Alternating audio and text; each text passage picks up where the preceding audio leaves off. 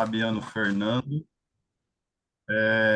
Fui convocado neste momento para poder fazer a substituição do antigo moderador que teve algum problema. Meu nome é Fabiano Fernando da Silva, estou em Cuiabá, Mato Grosso, Brasil, 1 hora menos que Brasília. Sou professor da Universidade Federal de Mato Grosso e terei o prazer, a honra de fazer a moderação deste painel. Só vou pegar o programa para eu fazer o acompanhamento. Lucas Professor, Gabriel, encontra? professor, Patrícia, tudo bem? Quem está falando, Marco Villatori, tudo bom com o senhor?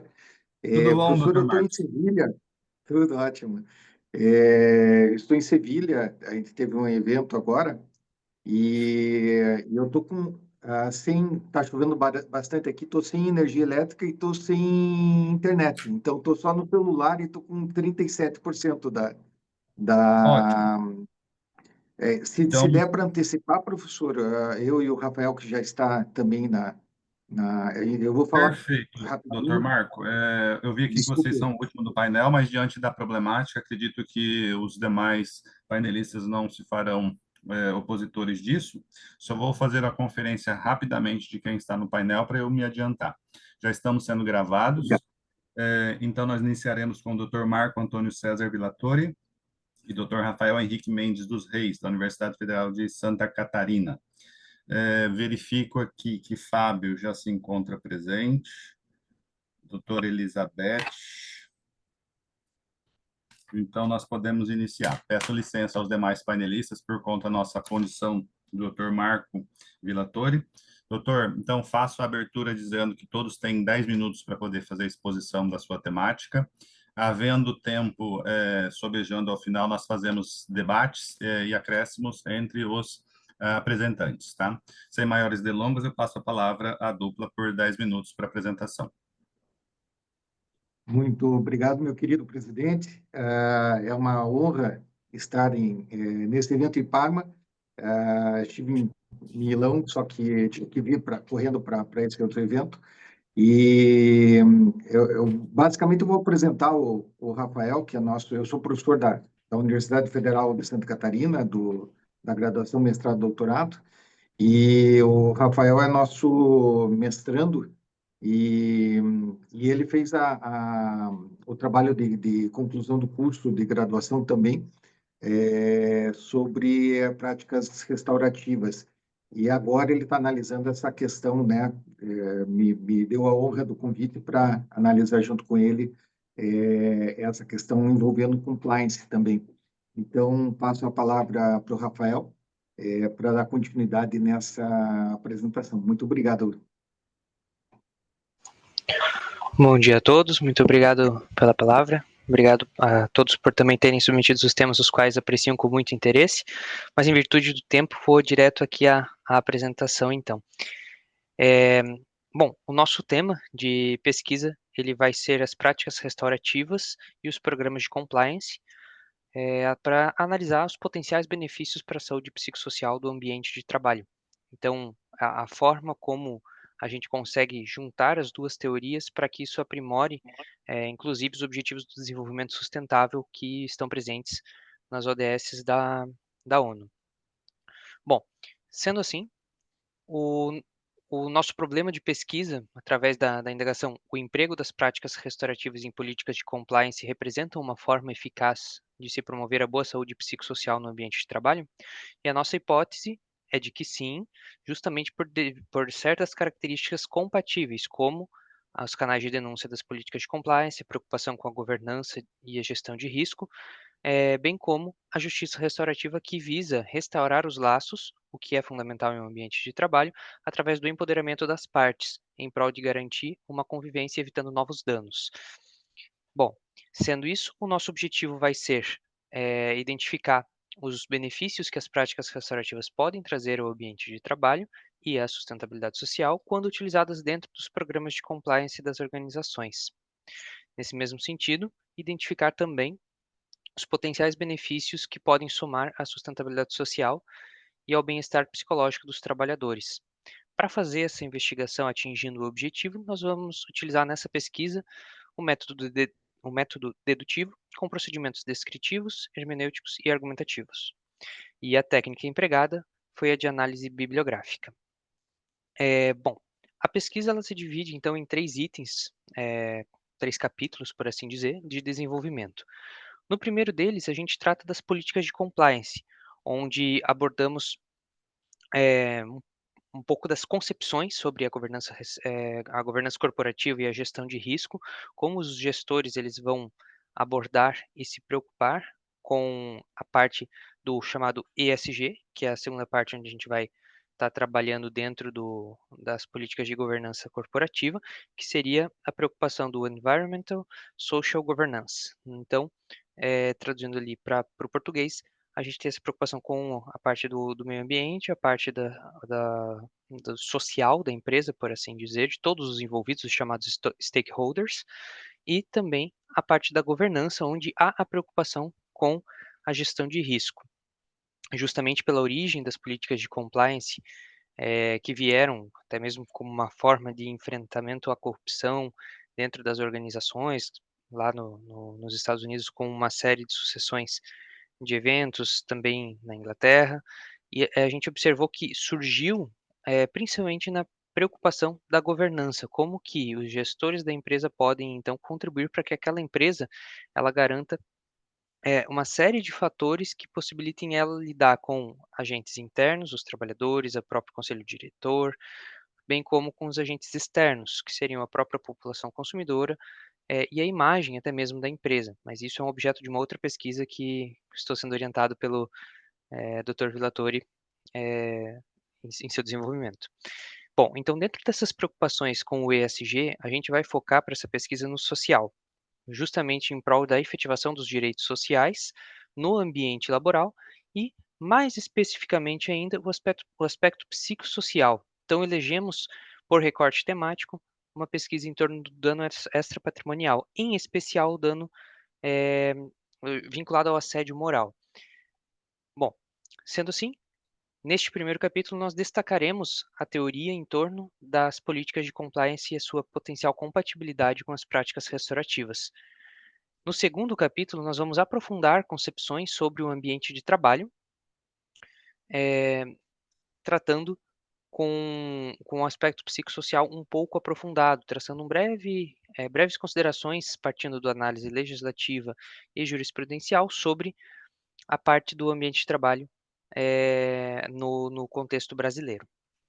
E no terceiro capítulo, enfim, trataremos das práticas restaurativas, e tratando desde seus princípios, concepções, porque um conceito de justiça restaurativa é algo que não se tem tão definido como um bloquinho único. Essa é, inclusive, uma das premissas da justiça restaurativa. Ela deve ser feita e adaptada para cada contexto onde ela for ser aplicada, para que ela respeite a cultura daquele local, bem como os envolvidos. Então, ela não pode ser um bloco teórico único que vai ser implementado em todos os lugares, como nós temos, por exemplo, em nível processual, na jurisdição brasileira e em outros países.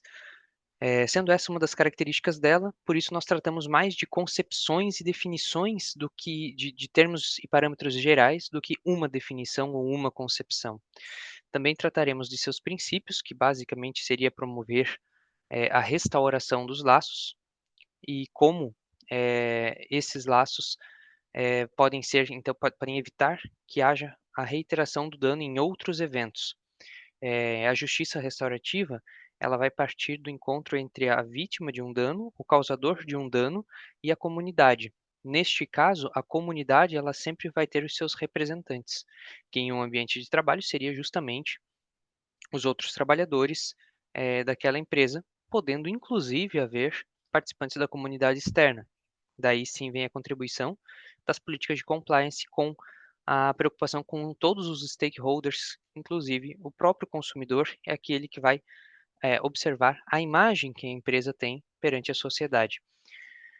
Sendo assim, a própria justiça restaurativa tem ferramentas que, ao longo dessa pesquisa, a gente tem, e isso eu vou tratar daqui a pouquinho ali nas conclusões preliminares que nós temos. Por exemplo, tem uma das ferramentas chamada comunicação não violenta e outra chamada círculo de construção de paz. São duas ferramentas que daí vão permitir a prática dos princípios e das concepções de justiça restaurativa. Nesse trabalho, nós escolhemos aprofundar mais no termo práticas restaurativas, porque a justiça restaurativa ela teria uma concepção um pouco mais abrangente enquanto um sistema de justiça potencialmente alternativo. Digo potencialmente porque há discussões em torno disso, se ela é alternativa ou complementar a um sistema de justiça pré-estabelecido, mas sim como ele pode, então, enquanto prática restaurativa, conciliar essas ferramentas de círculos de construção de paz e de comunicação não violenta para as políticas de compliance. Dentro das principais conclusões que tivemos até aqui, a gente percebe que dentro dos programas de compliance, um dos principais mecanismos de implementação e prática deles são os canais de denúncia, que tem toda uma série de um regramento específico que, em virtude do tempo, não posso me aprofundar.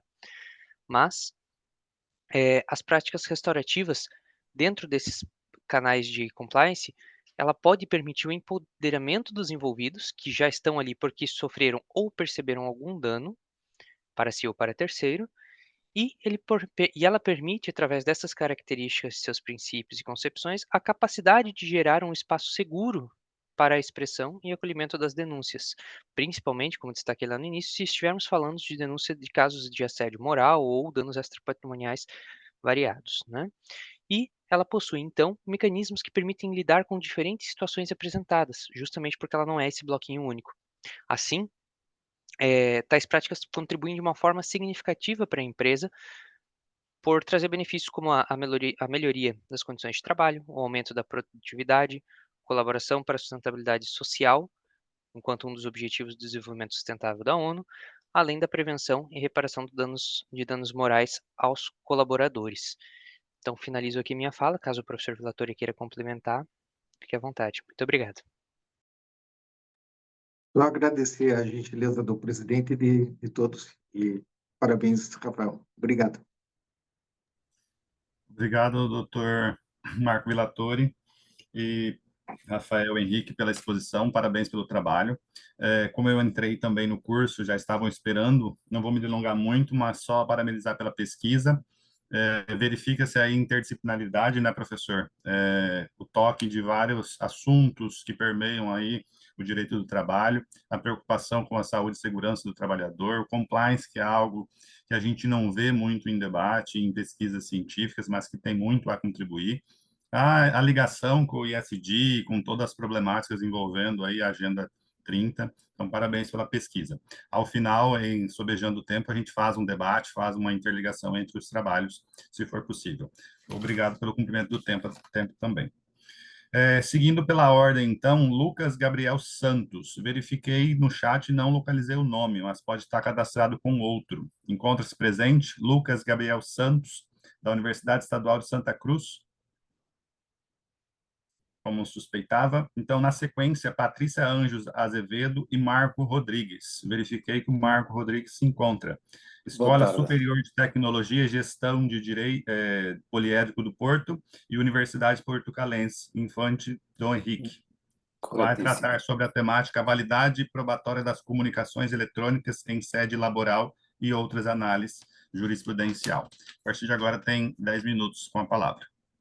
Muito obrigado, Sr. Presidente. Agradeço antes de mais a moderação e também um bem-aja aos colegas do painel e um agradecimento ao Eurojur por nos permitir a participação neste painel. Como disse bem, o nosso tema incide sobre a validade probatória das comunicações eletrónicas em sede laboral e outras, fazemos uma breve análise jurisprudencial. O que tem para nós, e este trabalho em coautoria com a senhora professora doutora Patrícia Anjos Azevedo, para nós tem extrema relevância, porque como vivemos numa época onde existe ou verifica-se uma utilização massiva das novas tecnologias de informação e comunicação, estamos a falar do Instagram, de Facebook, de WhatsApp, SMS e afins, e outras redes sociais, sabermos qual a existência ou a troca desse tipo de conversações, qual a implicância que a mesma tem no contexto de trabalho, e não só. Estamos lá na questão válida primatória, certo também, óbvio, na questão civil, na questão penal e afins. Mas focando um bocadito na questão do trabalho. Nota-se por vezes que, por desagrado ou por cansaço assim, a troca entre uma determinada empresa, que criticam a empresa, criticam os patrões, criticam outros colegas de trabalho, talvez. Ou seja, o facto de estar por trás do ecrã possibilita, por vezes, exacerbar nos comentários, que, de outra forma, se não existissem essas redes de comunicação, as pessoas seriam mais comedidas, mais contidas nas afirmações que fazem, que, por vezes, até um desabafo, embora, por vezes, de diminuir a outra parte, mas não deixa de ser ali um desabafo. Assim sendo, o que é que releva? Releva que essa questão das mensagens tem que ser interpretada conforme quem é o prejudicado e quem é que as recebe. Então temos um confronto, por exemplo, delineando algumas hipóteses. Conversas privadas obtidas por intermédio de terceiros ou por consulta ilegítima a dispositivos, ou seja, aquelas conversas que não são ofensivas ou a diminuir a pessoa, que não são enviadas ao próprio, ou seja, o ofendido tem conhecimento delas através de terceiros, ou acesso a ela através de aparelhos terceiros. As conversas vertidas em grupos de conversação do WhatsApp, por exemplo, se o mesmo não fizer parte, ou seja, novamente, o acesso através de...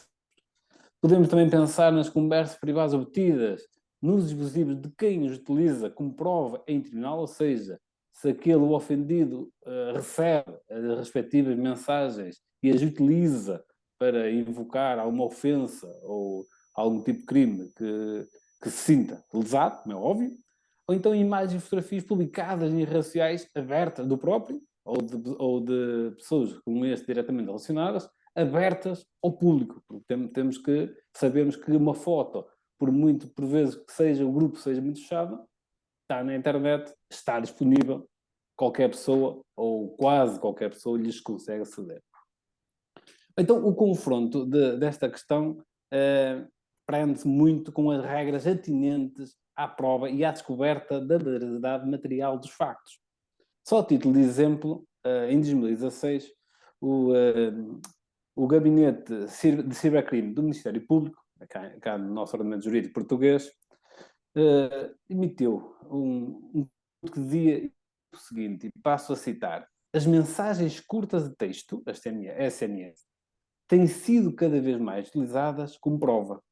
Firmou-se jurisprudência quanto à desnecessidade de intervenção judicial na obtenção e junção ao processo dessa mensagem, se o seu destinatário, normalmente será o lesado, der autorização para essa junção. Por exemplo, quando é ele mesmo quem faculta o telefone para a obtenção das mensagens. Já não será assim se as mensagens estão armazenadas em aparelho de quem não autoriza a obtenção das mensagens, ou seja, no aparelho de terceiro. O que é que isto quer dizer em palavras muito simples? Se as mensagens forem diretamente enviadas para o lesado a ofendê-lo de alguma forma e mesmo pretender uma ação criminal contra a quem as emitiu, aquelas mensagens podem ser valoradas em tribunal e não precisa de nenhuma autorização judicial, como, por exemplo, se vê em alguns grandes processos, na questão das escutas, que pressupõem uma autorização do juiz, etc, etc. Ou seja, se a parte, se o lesado não tiver recebido aquelas mensagens no aparelho dele e tiver acesso ou tiver conhecimento através de um aparelho de pessoa terceira, as mesmas já não são valoradas. Tão simples quanto isso. Temos também a questão da jurisprudência, o acórdão da relação de Évora, num processo de 1034 de 2019, que refere que as mensagens WhatsApp trocadas entre dois trabalhadores de uma empresa, no âmbito da sua relação pessoal privada, que é comumente saber-se que as pessoas relacionam-se fora e dentro do local de trabalho, não podem ser utilizadas pela entidade patronal em processos dirigidos contra um deles, por se encontrarem protegidas pelos direitos constitucionais de reserva da intimidade da vida privada e da confidencialidade da mensagem pessoal. Isto é, a situação que eu estava a exemplificar anteriormente. Apesar da entidade patronal ter conhecimento, através de terceiro, que houve uma dominância verbal à entidade, soube através da pessoa terceira, o mesmo não pode, para usar esse mecanismo, para agir com procedimento disciplinar contra o trabalhador que redigiu a mensagem, porque não foi dirigida diretamente a ele. Também vemos as mensagens, são comunicações privadas, as mensagens trocadas entre dos trabalhadores através de mensagem, por exemplo, do Facebook, enquanto que são criados em nome daquelas. Ou seja, voltamos a ver também, e a jurisprudência também refere isso, através do Tribunal da Relação de Bens, que mesmo essas mensagens de Facebook, que, apesar de terem recepcionado no qual trabalho, são mensagens, ou seja, trocadas no âmbito da relação pessoal e não na relação laboral por si só. Também assim, encontra-se em causa a reserva da intimidade da vida privada e a da confidencialidade das comunicações privadas. Logo, as mensagens que até agora nos temos referido como breves exemplos não podem ser utilizadas como prova lícita. É uma prova ilícita, não pode ser valorada pelo tribunal. Será uma prova proibida, portanto. Ainda neste pretexto, e referindo novamente ao Tribunal da Relação de Évora, as mensagens também emitidas por um trabalhador num grupo fechado, aqueles grupos grandes que muitos trabalhadores criam para se comunicarem e às vezes postarem alguma coisa mais engraçada, para fugirem um bocadinho ao contexto laboral e, no fundo, desabafarem sobre algo, seja sobre o que for, não pode ser utilizado pelo patrão, apesar do mesmo ter conhecimento desses factos, pelo mesmo facto. Ou seja, pelo mesmo fator de não ser a pessoa, não ser ele interveniente, não pertencer a determinado grupo, não ser ele o destinatário daquela mensagem, apesar de o diálogo em si poderá pensar se seria sim o destinatário.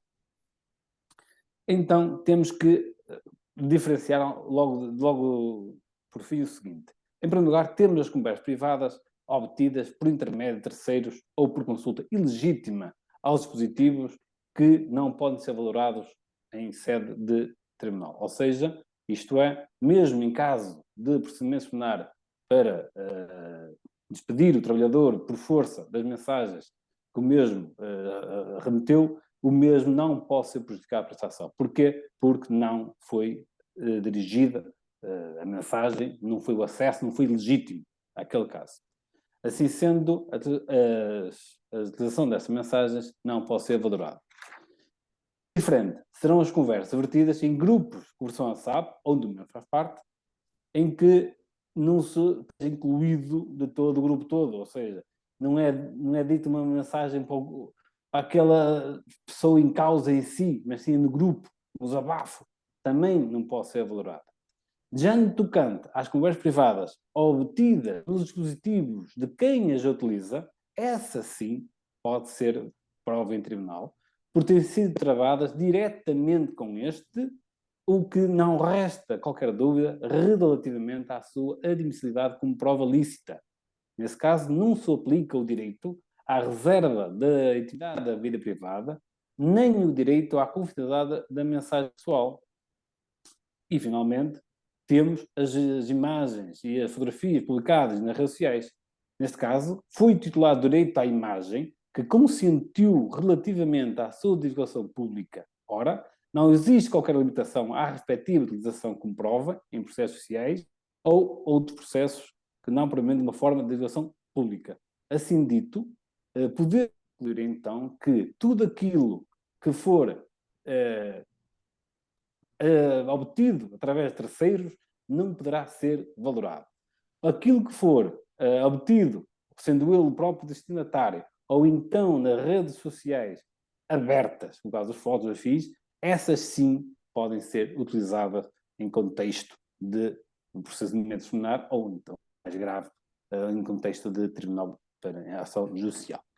Assim, muito obrigado pela vossa disposição na ação dos trabalhos. Obrigado. Obrigado, Marco, pela exposição. Um tema instigante, né? Acredito que tem muitos trabalhos que estou observando aqui, interseccionais com o direito de trabalho. Acredito que o foco do painel seja esse, e dialoga muito com a realidade que a gente vive, economia digital, o mundo digitalizado hoje em dia e todas as comunicações eletrônicas, então ele se alia muito bem. Lembro que recentemente um TRT, acho que decidiu a respeito do uso de conversas via WhatsApp, e julgou no sentido de que, por mais que se junte uma conversa para o aplicativo, é preciso que o teor daquela conversa seja comprovado. E hoje a gente tem, né, doutor Marco, uma situação de registrar em cartório a autenticidade daquelas conversas. Então, é um assunto bem instigante que se alinha muito bem a essa era digital que a gente vive. Parabéns pelo trabalho. Seguindo o cronograma, Camilo Onoda Caldas e Gabriela Rivoli Costa, da Escola Paulista de Direito, com a temática Discriminação Algorítmica nas Relações de Trabalho, Ferramentas para Prevenção e Solução Extrajudicial de Conflitos. A partir de agora, a dupla tem 10 minutos. Bom dia a todos. Saúdo a comissão em nome do professor Fabiano aqui presente. E meu trabalho, sou mestranda, e meu trabalho foi feito junto com o professor Camilo, que é doutor em filosofia e teoria geral do direito. Bom, nossa questão é ligada, o nosso tema é discriminação algorítmica nas relações trabalhistas. E o nosso objetivo é tecer reflexões sobre ferramentas de prevenção e solução extrajudicial desses conflitos, porque o judiciário está assoberbado e em relação da Agenda 30 da ONU, né, para não levar mais essa questão ao judiciário, porque como servidora do TRT de São Paulo, é muito difícil a gente ter peritos nessa área. A prova da discriminação algorítmica é muito difícil. Bom, dando início, então, à nossa discussão, a gente sabe que é muito árduo compatibilizar interesses empresariais com a legislação trabalhista. E as empresas pautam em lucro, né? Menor produtividade, com menos tempo, menos gastos. E hoje nós vivemos na era do capitalismo de vigilância, onde todos os nossos dados são analisados, né? Existem empresas que coletam, tratam e compartilham, monetarizando os nossos dados. Nós nem sabemos o que está acontecendo por aí. E quanto maior essa coleta de dados atuais, maior a tomada de decisões em tempo real, gerando maior produtividade, quer em todas as áreas, seja na área do consumidor, seja na área empresarial, seja na área trabalhista, inclusive. E na área trabalhista, essa questão fica maximizada, porque as empresas estão adotando inteligência artificial para minimizar seus gastos, como adotando softwares para recrutar, promover e demitir trabalhadores. E nisso, esses softwares e os algoritmos, quando elaborados, são elaborados por desenvolvedores que trazem com si vieses preconceituosos em relação de gênero, raça, religião, e isso pode ser replicado nessas tomadas de decisões, perpetuando um preconceito histórico aí. Então, o nosso foco foi nisso, né? Analisar quais as ferramentas que nós podemos ter para utilizar. Até mesmo a coleta de dados no Big Data, os dados ali podem já estar enviesados, com um preconceito implícito. Então, nós usamos como metodologia doutrinas, artigos e reportagens jornalísticas, porque, veja, como tudo é muito novo, nesse âmbito virtual, tudo muda. Ontem mesmo tivemos o presidente dos Estados Unidos revogando medida de segurança de tecnologia aí, que impactam em riscos, né, para consumidores, trabalhadores e especialmente segurança nacional. Hoje está sendo discutido aí no Fórum Econômico Mundial o uso desenfreado dessa inteligência artificial. Quais são os impactos disso, né? Então, nossa investigação foi em medidas responsáveis e éticas, né? Preocupantes com direitos fundamentais e com a proteção de dados dos trabalhadores. E aí nós trouxemos alguns exemplos de discriminação algorítmica, tá? Porque, assim, a imparcialidade e a objetividade que nós esperávamos com a inteligência artificial não foi obtida em razão dessa replicação desses vieses sociais, né? E então, como métodos de prevenção e solução extrajudicial de conflitos, nós podemos citar a diversidade e representatividade na base de dados. A base de dados tem que representar a realidade daquilo que a empresa precisa, tá? A diversidade e representatividade nos próprios programadores e desenvolvedores de tecnologia, porque se nós olharmos para o Vale do Silício, por exemplo, são homens brancos de meia idade, com uma boa educação, então falta muita representatividade aí em várias etnias. Nós também temos o aprimoramento dos desenhos dos algoritmos com menos viés preconceituosos. O que acontece? Hoje a gente verifica o dumping, né? Muitas big techs, em vez de contratar profissionais de tecnologia de informação, contratam trabalhadores em outros países por plataformização que treinam esses algoritmos, mas não têm o conhecimento, e esse viés preconceituoso vai perpassando. Também, como ferramenta, nós temos o compliance trabalhista. A empresa que adota um software, por exemplo, de seleção, após uma tomada de decisão, faça uma revisão humana. Verifique se aquilo condiz, né? Se foi tomado todas as medidas, todas as precauções com a proteção dos dados dos próprios candidatos. E nós também temos a Lei Geral de Proteção de Dados, porque ela tutela, né, salvaguarda os dados pessoais, e isso é aplicado no âmbito laboral, tá? Como exemplos de discriminação algorítmica aí nas relações trabalhistas, são 4 exemplos. Vou citar um caso da Amazon, que aconteceu em 2017. A Amazon criou um software para avaliação de currículos da internet. E nessa tomada de decisão por machine learning, né, aprendizado de máquina, ela considerou apenas o banco de dados dela. E aí ela verificou que o algoritmo contratava bem menos mulheres do que homens, porque ela mesma contratava menos mulheres do que homens. Outro caso, a Uber. A Uber, ela defere notas mais baixas para negros do que brancos. E hoje a gente vê que os trabalhadores, os motoristas da Uber, ajuizam reclamação trabalhista pedindo vínculo empregatício. E não se preocupa em pedir como aquela nota foi deferida para ele, como que o algoritmo analisa a nota deferida para ele, porque assim o usuário dá uma nota para ele. Então, se o usuário já tem um preconceito, como é analisado dentro do algoritmo da Uber essa questão racial? Ela até chegou, em 2021, a adotar uma campanha publicitária antirracista, né? Dizendo, com o slogan assim, se você é racista, a Uber não é para você. Mas diversos pesquisadores estão verificando que as notas de motoristas negros continuam sendo mais baixas que os demais. Outro caso também que podemos trazer à baila aqui é o algoritmo da GUP. A GUP é um algoritmo de recrutamento adotado aqui no Brasil por diversas empresas e multinacionais também. Para se ter uma ideia, ela gere mais de 3.000 inscrições por hora na sua plataforma.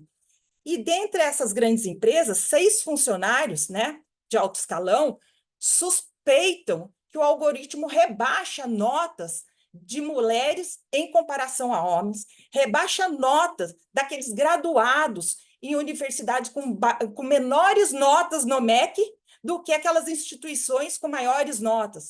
Rebaixa a nota, também utiliza critérios como idade, ou seja, os mais novos têm mais chances do que os mais velhos. O tempo de formação, quanto mais novo, também tem mais chances de alcançar aquela determinada vaga, inclusive em razão do local da moradia. A empresa ela quer contratar aqueles que estão mais próximos dela, para evitar que pague um vale-transporte, por exemplo. Então, o algoritmo ele consegue fazer isso, e isso você está discriminando aquele que mora mais longe da empresa, tá? E o último caso aqui que eu tenho é da empresa russa de software, a Exola, que em 2021 demitiu, esse caso de demissão, 150 trabalhadores com base na recomendação de um algoritmo de eficiência, que considerou esses 150 trabalhadores pouco comprometidos ou improdutivos. Mas, por exemplo, não considerou a condição de mulheres grávidas, perspectiva de gênero também, não levou em consideração a isso. E consultado o diretor executivo, na época, ele falou que ele não concordava com diversas demissões, mas que ele estava obrigado por acatá-las devido à política, protocolos internos assumidos com os acionistas. Então, foi uma demissão em massa com base num algoritmo. E assim, aqui no Brasil, a empresa que trata dados pessoais dos trabalhadores, ela tem por obrigação fazer essas medidas de segurança. Não pode haver vazamento desses dados dos trabalhadores.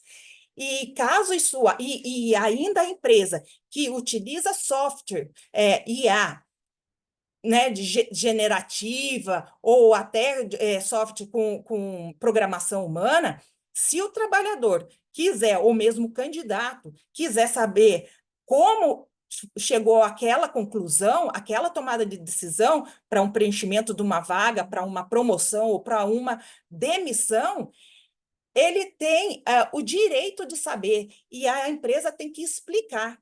E muitas vezes essa IA generativa não é possível. A gente, às vezes, não sabe os inputs e o auto-input, o que acontece ali. É uma caixa preta, né? Então, entendo que, nesses casos, quando impera a responsabilidade objetiva, porque a Lei Geral de Proteção de Dados, a LGPD, não fala em demonstrar culpa ou dolo daquele que trata o dado. E isso se aplica nas relações trabalhistas. Bom, então é o seguinte, é um paradoxo, né, o uso da inteligência artificial nas relações do trabalho, porque ao mesmo tempo que ela otimiza inúmeras tomadas de decisões, nós também podemos ter essa marginalização, esse preconceito com os trabalhadores. E falar em preconceito atinge a própria dignidade humana. E isso daí afeta o Estado democrático de direito, que tem que amparar os hipossuficientes, né? Então, assim, que as empresas que tratam dados que adotem, né, medidas adequadas e éticas a respeito principalmente de dados sensíveis do trabalhador, adotando princípios de transparência e explicabilidade nessas decisões automatizadas. Bom, era isso que eu tinha para trazer. Muito obrigada. Obrigado, doutora Gabriela, pela exposição. Você desenvolve uma pesquisa juntamente com o seu orientador, de que eu gosto muito, tem alguns trabalhos publicados nisso. O meu foco de pesquisa, tanto mestrado e doutorado, foram novas tecnologias e direito, principalmente os direitos sociais, notadamente o trabalho. Então, eu tenho alguns trabalhos publicados nessa situação de algoritmos, mediação algorítmica, contratação, machine learning e o viés de pesquisa. Inclusive, no primeiro dia, eu apresentei um trabalho no painel que eu fui moderador sobre a turquerização, que é isso que você mencionou aí hoje, a plataformização das relações de trabalho, e aí a precarização não mais do trabalho físico, né? Hoje a precarização do trabalho intelectual dos trabalhadores, que vem sendo cada vez mais suprimidos por IA generativa e mecanismos de trabalho, como você mencionou, ou seja, nós estamos treinando através do machine learning de forma física, contratando trabalhadores para treinar IA. E isso já vem sim, sendo sentido uma precarização nesse sentido de trabalho. Então, o trabalho de vocês, que é que envolve a nuance entre capital e trabalho, é muito propício e tem muito palco e muito material para ser investigado. Parabéns pela pesquisa. Na sequência, Suzana Souza Machado e Marcília Pereira Gonçalves. Salvo engano, também não identifiquei no chat. Se tiver presente, por favor. Acredito que não. Então, próxima painelista, Rafaela Cristina Gomes, da PUC de Minas, vai apresentar sobre o trabalho, o impacto da inteligência artificial no mercado de trabalho, desafios e oportunidades para as relações laborais. Rafaela tem a palavra por 10 minutos. Tudo bem, boa tarde. Eu já fui devidamente apresentada, quero cumprimentar aqui a organização do evento, demais panelistas, e dizer que é um prazer estar aqui com vocês para discutir, né, o impacto da inteligência artificial no mercado de trabalho e nas relações laborais, né? Parabenizo também a apresentação anterior, que eu fiz bastante conexão aqui com o que eu vou apresentar agora, e aguardo a oportunidade ao final da gente conseguir debater um pouquinho este tema. Então, assim, a pesquisa, gente, ela visou explorar como que a inteligência artificial está mudando a maneira como a gente avança, quais as implicações dessa revolução para os trabalhadores e o que podemos fazer para aproveitar as oportunidades que surgem com essa nova era tecnológica, né? Então, antes de começar, gostaria aqui de fazer uma breve reflexão, assim, né? Como que a gente imagina o futuro do trabalho com a inteligência artificial? Né? A gente estaria enfrentando uma transformação que criará novos empregos, ou a tecnologia ela vai poder tornar assim, algumas funções, né, obsoletas. Então, né, hoje a gente vai tentar responder essa e outras perguntas, entendendo o melhor papel da inteligência artificial nesse contexto. Bom, então, assim, com as inovações tecnológicas, o mercado de trabalho ele tem se modificado, né, fazendo com que as tecnologias e as relações trabalhistas na contemporaneidade elas tomassem novos rumos em consequência dos impactos nas estruturas, tanto sociais quanto laborais, introduzidas pela permanente alteração implementada por tal advento. Assim, né? Então, a introdução das novas tecnologias fez com que o mundo do trabalho sofresse rápidas transformações, né, com o aumento da escala de automatização, da produção e com a digitalização de parte da economia. Então, esses, assim, são os fatores que vão desafiar as relações laborais, pois eles vão envolver, né, perda de postos de trabalho, surgimento de novas vagas para profissionais que lidam com a tecnologia, modificar, né, o processo produtivo com atividades por meio de plataformas digitais e assim, com base, né, nessa contextualização,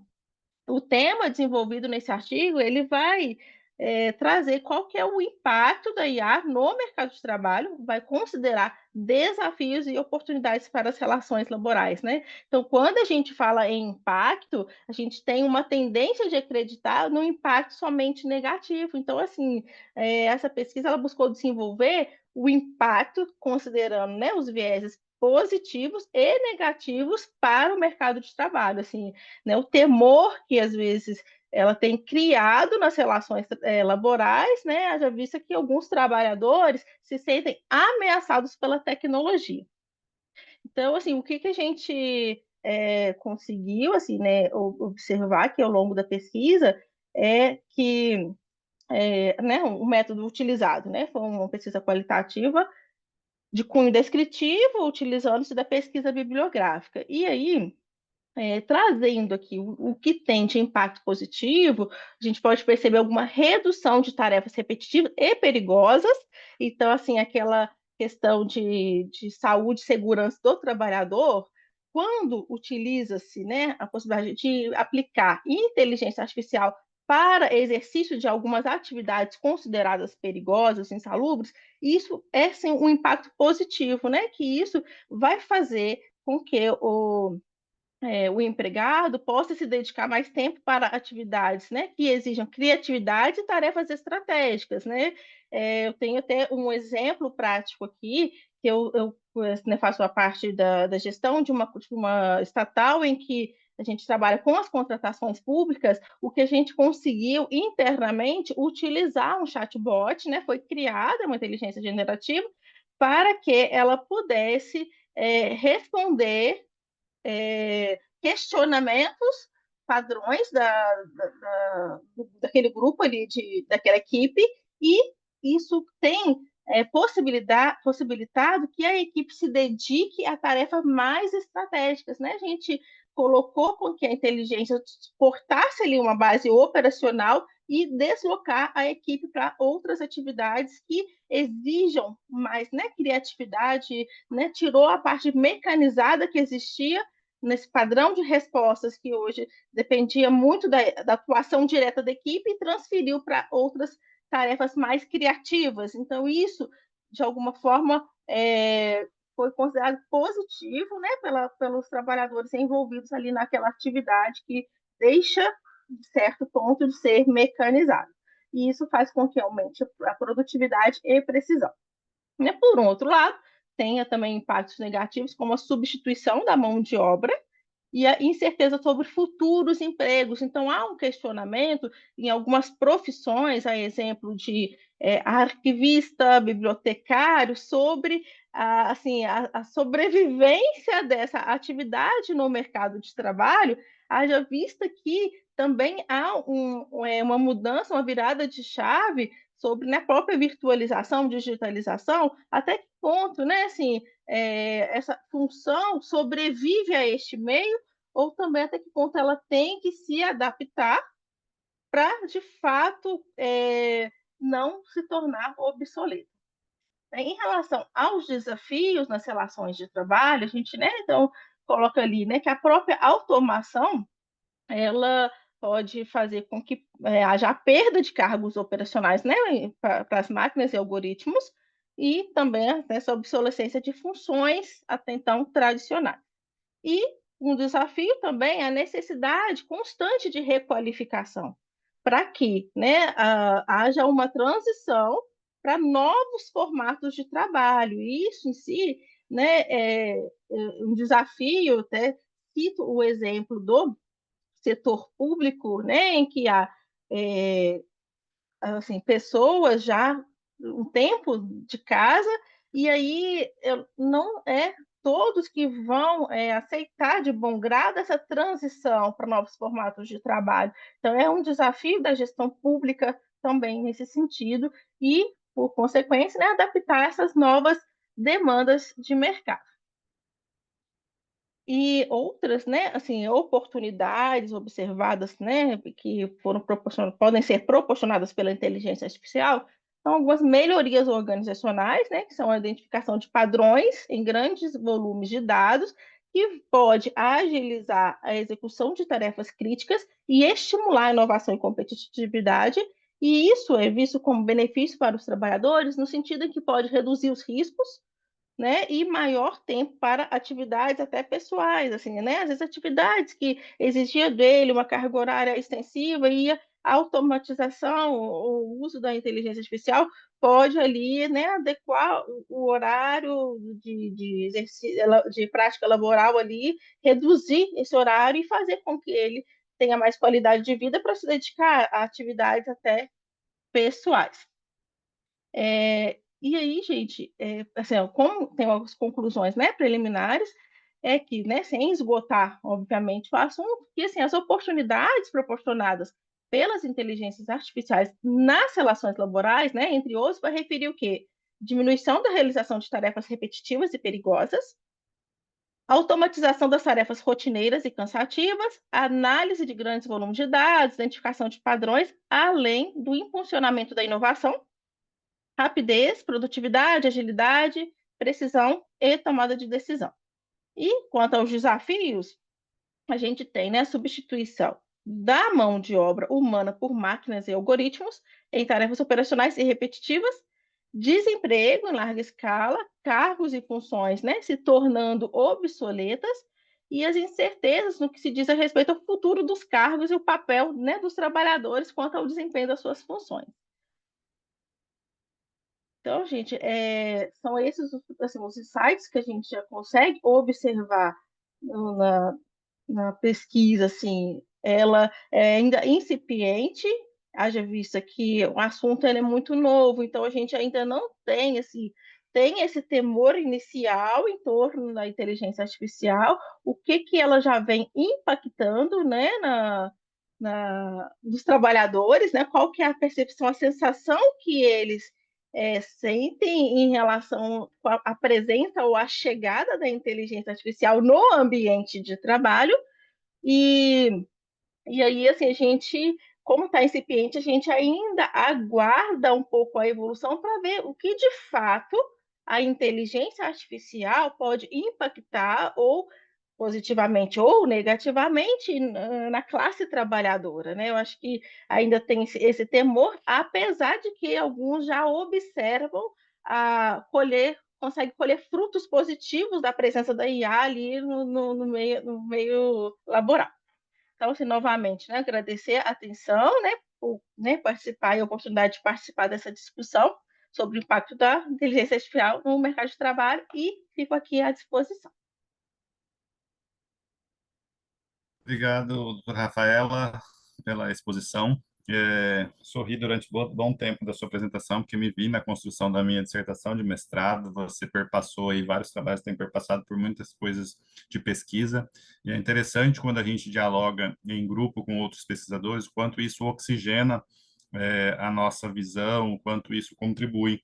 Então, eu que estou no Iberojur há 5 anos, participando desde apresentante, depois nos bastidores na organização e agora à frente na moderação, a gente vê como os pesquisadores evoluem nas suas pesquisas e contribuem com a gente. Então, muito do que você falou, essa preocupação da supressão de postos de trabalho, eu enfrentei isso na minha dissertação de mestrado, que virou meu livro, né, do proletariado ao cybertariado. Então, ali eu já propus uma concepção de um novo modelo de democrático de direito sobre um marco teórico inédito, então inédito no direito, que é a dromologia de Paul Virilio, um estrategista militar francês, em que nós temos essa relação entre capital e trabalho. Hoje é muito evidente no capitalismo de vigilância, que foi abordado pela Gabriela, e um termo que surge atualmente, né, que é a algoritmocracia. Então, nós vivemos hoje na democracia do algoritmo. Então, aquelas velhas concepções de indústria, de chão de fábrica, já não se sustentam mais diante de um modelo de economia digital, em que as grandes empresas, uma Uber, domina o mercado de transportes, mas não tem um carro, um Airbnb domina o mercado imobiliário, mas não tem um imóvel. Então, esse novo modelo de empresa, de economia, ele já não se sustenta por força hoje da desterritorialização do capital. Então, parabéns pela pesquisa, tem muito campo, tem algumas pesquisas também. Meu livro já foi publicado em 2021, estou no prelo com a minha tese de doutorado, que também é a área do desemprego tecnológico, que aborda também novas tecnologias. E a gente, quando trabalha com o trabalho, né, a gente tem aquela visão que é direito social, que também é meio que relegado um pouco, mas que quando a gente começa a tratar sobre tecnologia, num seu sentido mais lato, realmente começa a expor que hoje um carro ele é impresso em tecnologia 3D, então você não precisa de um determinado número de trabalhadores, você tem tecnologias que te transportam, as pessoas hoje estão trabalhando o mundo afora por teletrabalho. Então, é um novo formato da economia digital que precisa realmente repensar o mundo do trabalho. Nós não vivemos mais naquele modelo antigo de trabalho, aquele formato de antigamente. Hoje ele se remodela. Então, parabéns pela pesquisa. Encerramos, então, com a doutora Elizabeth Santos, na medida em que o doutor Marco Villatori já apresentou, esse seria o último. Elizabeth Santos, de Portugal, vai apresentar o contribuinte tecnológico aliado à sustentabilidade da segurança social na proteção atual e futura. Doutora Obrigada. Elizabeth, Muito tem a obrigada. palavra. Cumprimento a comissão organizadora do Iberojur, na pessoa do Dr. Fabiano e todos os participantes aqui. Eu vou então apresentar o meu tema, como o professor Fabiano já disse, centrou-se na proposta de um contribuinte tecnológico. O objetivo primordial deste artigo prendeu-se com as dificuldades que o sistema de segurança social e dos desafios que enfrenta perante a evolução tecnológica e a mudança também aliada aqui ao direito de trabalho com o recurso a instrumentos contratuais atípicos que podem, de certa forma, diminuir as contribuições centradas na força de trabalho humana. A sociedade odierna, portanto, que nos caracteriza, e como já os meus colegas já tiveram a oportunidade, no mundo global e digital, trouxe-nos claramente aqui alguns desafios e algumas preocupações para o futuro. Pretendeu-se neste estudo indagar, sobretudo, se a substituição do sistema essencialmente centrados na mão humana por máquinas que sistematizam, simplificam os procedimentos de forma automatizada trará no futuro implicação para a sustentabilidade da nossa segurança social. Um dos desafios mais prementes que se apresenta ao Estado português centra-se verdadeiramente na sustentabilidade da sua segurança social. A nossa investigação primou-se por uma análise bibliográfica e documental e também algumas fontes doutrinais, quer a nível internacional, quer a nível nacional. O direito, passamos por fazer uma análise do nosso direito interno, aliando aqui e, de certa forma, relacionando o direito da segurança social com o direito do trabalho, dada as mudanças que o caracterizam. A análise deste âmbito tem suscitado inúmeras questões jurídicas, em particular no direito da segurança social, centradas na necessidade de se taxar ou não sistemas robotizados como futuras fontes de financiamento da segurança social. O objetivo do estudo não é dar e apresentar soluções definitivas, porque ainda falta muito investigar nesta área, sendo que o direito à segurança social, e sabemos que está construído no princípio basilar do Estado de Direito, portanto deve proporcionar e pôr em prática o princípio da dignidade humana. O direito à segurança social pode ser perspectivado nas várias vertentes na nossa legislação interna. Parti também por fazer uma análise das projeções atuais e futuras ao nível da natureza jurídica das contribuições para a segurança social, constatando que as contribuições e as cotizações são a forma principal do seu financiamento, pelo que traz-nos aqui, e é relevante falar aqui nos vários desafios que as profundas transformações no mundo sociolaboral comportam para essa sustentabilidade, sendo que as profundas essas alterações com a introdução da digitalização, com o envelhecimento, aliando a novos modelos contratuais que nos traz, que se abandona o modo tradicional do trabalho ou seja, que tem na sua base uma incidência remuneratória efetiva e um nível de emprego equivalente, naturalmente, traz-nos várias preocupações porque dá origem a vínculos precários, com uma grande polarização de funções que impõe uma maior literacia e qualificação. O que, de certa forma, pode e vai, com certeza, levar a um aumento dos níveis de desemprego. Ora, se as organizações substituírem, na sua maioria, trabalhadores por máquinas robotizadas, e sabendo que a nossa segurança social é objeto de financiamento, sobretudo pelas contribuições dos trabalhadores, impôs-se então indagar se não implicará menores contribuições para garantir a sustentabilidade da mesma. Obviamente que o desemprego é aliado à evolução tecnológica e que vai com certeza acontecer, e se calhar já está a acontecer, a instabilidade, a precariedade laboral, a redução do tempo, a baixa taxa de natalidade, o aumento da esperança de vida, tudo isso tem implicações relativamente às contribuições. E põe em causa a solidariedade intergeracional e que de certa forma caracteriza o nosso sistema interno. Neste contexto, importará indagar se a Segurança Social deverá propor novas ou procurar novas fontes de financiamentos que não se centrem objetivamente nos descontos sobre rendimentos provenientes do trabalho. A procura dessas novas fontes de financiamento leva-nos já à necessidade de adaptar e novas mudanças legislativas, quer no campo do direito do trabalho, quer no campo do direito da segurança social. Neste contexto, propôs, na mesma linha de entendimento, a resolução do Parlamento Europeu de 2017, sustentada na autonomia dos robôs, propôs aqui a criação do novo sujeito tecnológico registado. Ou seja, numa busca de que certa forma, apresentar aqui uma nova fonte de rendimento para a segurança social. A existência de um sujeito tecnológico como contribuinte coloca-nos aqui algumas questões intrincadas sobre a necessidade do mesmo de contribuir para a segurança social nas mesmas condições que qualquer trabalhador, designadamente quando o empregador utilizador recorra de forma desmesurada à robotização. Destarte e acerada a complexidade das questões, impõe-se então uma nova abordagem, pois não é consensual a resposta e ainda um assunto que carece de concretização. Por conseguinte, impõe-se a existência de instrumentos normativos que contemplem estas singularidades dessa nova realidade. Para tanto, propõe-se uma abordagem concebível, centra-se na necessidade de serem estabelecidos critérios, valorações e percentagens em termos de índice de produtividade, criando uma plataforma onde sejam inseridos esses sujeitos contribuintes tecnológicos centrados na máquina, ou no robô, mais propriamente, em que esse sujeito implicaria, portanto, implicaria os lucros, o índice de produtividade, substituindo aqui o conceito de índice, base de incidência, centrada numa base salarial. Neste contexto, impõe-se então ao Estado, aos parceiros sociais, às organizações privadas e entidades públicas que reúnam os seus saberes, implementem ao nível da segurança social as medidas adequadas e as políticas sociais que respondam de modo eficaz a esta evolução tecnológica, medindo qual é o impacto que estas alterações podem vir a ter nas contribuições para a segurança social, nomeadamente nos custos das pensões, que é essa a principal ênfase e a principal preocupação a nível da nossa segurança social.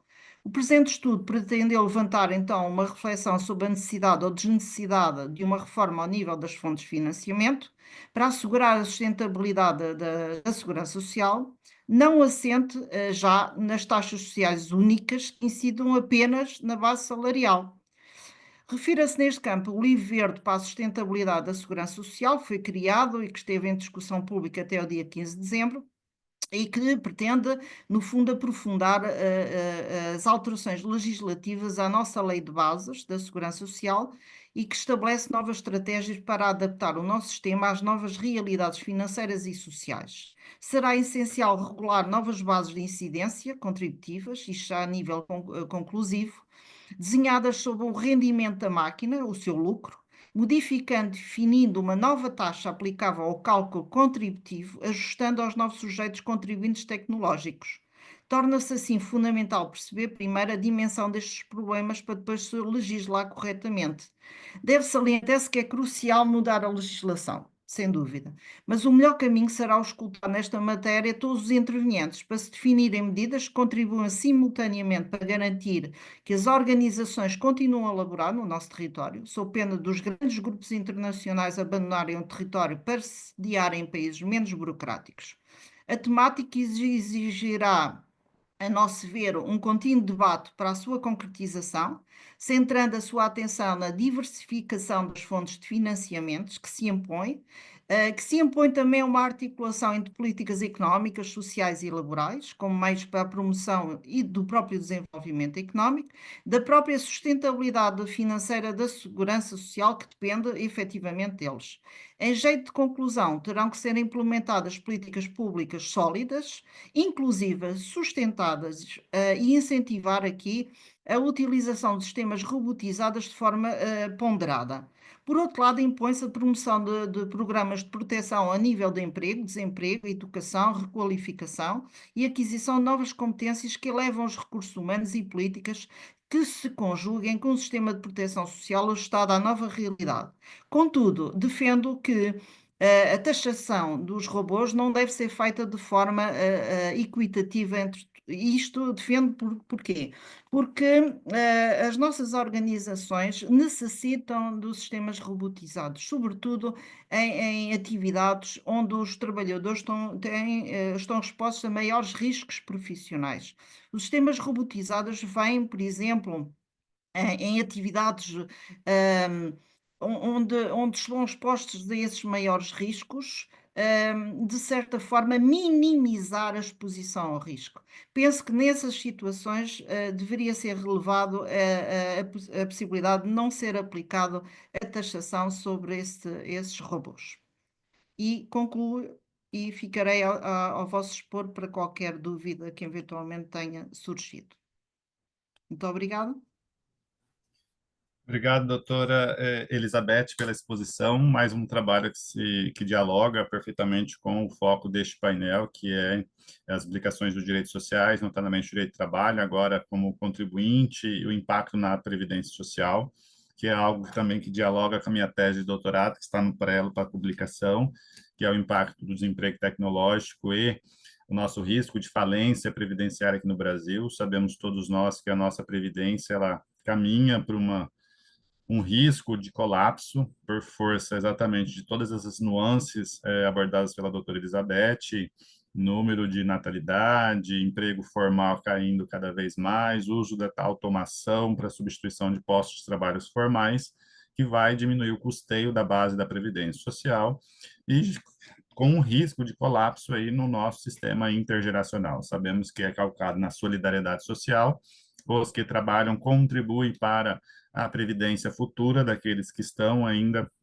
trabalhando e que, diante de um risco, nós temos uma grande massa de pessoas que trabalham hoje e correm o risco de chegar na velhice e não poder contar com a previdência. Então, todos os trabalhos interligados. Foi uma honra participar deste painel. Acredito que encerramos as apresentações e, por isso, temos um tempo para debate, para diálogo. Todos os trabalhos são interdisciplinares entre si, dialogam entre si, e eu, como moderador, tenho muitas coisas para falar, mas, né, vou democratizar e fazer abertura para quem quiser fazer alguma exposição, alguma pergunta para algum colega que apresentou, dúvida sobre alguma apresentação que tenha sido, eu abro o espaço para quem quiser fazer perguntas e considerações, porque temos um tempo. Fiquem livres e tranquilos, sem receios, vamos dialogar com os colegas. Dr. Marco Villatori. Muito obrigado, professor Fabiano. Eu confesso que fiquei com medo de não dar o tempo em razão Nós tivemos duas apresentações que não ocorreram. Então, e fiquei feliz de ter ainda, apareceu há pouco tempo atrás, daí 10% da bateria, eu não consigo ver no celular, mas faz uns 8 minutos que apareceu 10%, daí eu fiquei feliz que não apagou assim, sem dar um tchau, sem tecer algumas considerações, e até agradecer ao senhor, ao querido amigo, e também a todos os presentes que apresentaram, e parabenizando também a todas as apresentações maravilhosas. Quero ler todos os trabalhos e quero ler a sua tese de doutorado também, professor Fabiano. Quando sair, por favor, me convide para o lançamento, que eu faço questão Vou pegar o contato do senhor, vou enviar a minha participar. dissertação e quando sair a tese eu envio. Eu agradeço muito. O meu é bem fácil, é marcovillatori@gmail.com ou marco.villatori@ufsc.br. Mas faço questão de ir ao seu lançamento. É uma grande honra. E os temas, como o senhor mesmo comentou, estão extremamente interligados, né? Não só no direito do trabalho, mas também no direito previdenciário. Então, parabenizo o Iberojur pela possibilidade que nos dá de termos esses encontros, né? Graças a Deus, eu consigo amanhã cedinho estar lá em Pádua para participar do outro evento deles.